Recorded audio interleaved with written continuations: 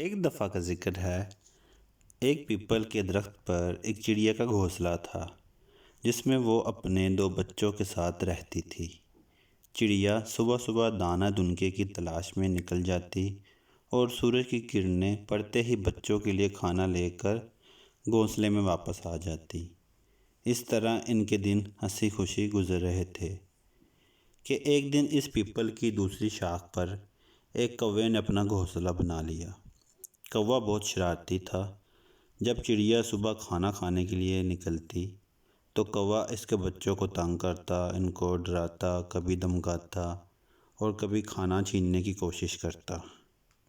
چڑیا کے بچے کوے کے ڈر سے اس بات کا تذکرہ اپنی ماں سے نہیں کرتے تھے۔ ایک دن صبح جب چڑیا کھانا کھانے کی تلاش میں بہت دور گئی ہوئی تھی اور کوا سو رہا تھا تو چڑیا کے بچوں نے دیکھا کہ ایک سانپ کوے کے گھونسلے کی طرف بڑھ رہا ہے۔ پہلے تو چڑیا کے بچے خوفزدہ ہو کر دبک گئے، لیکن پھر انہوں نے سوچا کہ کوے انکل کی مدد کی جائے کیونکہ وہ ہمارا ہمسایہ ہے اور اسی سے سنا ہے کہ ہمسایوں کا خیال رکھنا چاہیے۔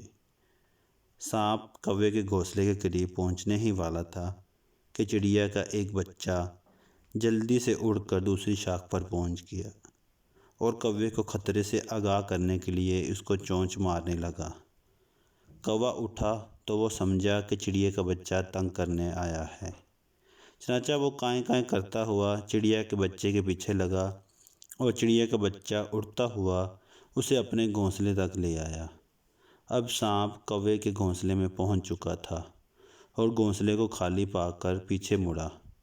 اس سے پہلے کہ سانپ چڑیا کے گھونسلے کی طرف آتا، چڑیا کے دونوں بچوں نے کوے کو سارا ماجرا بتا دیا۔ کوے نے وقت ضائع کیے بغیر چڑیا کے دونوں بچوں کو اٹھایا اور دوسری شاخ پر جا بیٹھا۔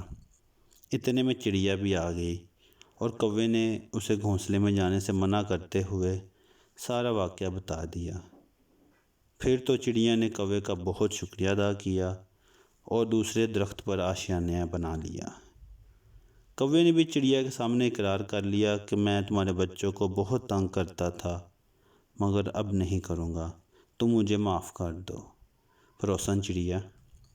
چڑیا نے کوے کو معاف کر دیا اور وہ مل جل کر رہنے لگے کیونکہ کوے کو معلوم ہو گیا تھا کہ چڑیا کے بچے ہمسائے سے ہمدردی کرنا جانتے ہیں۔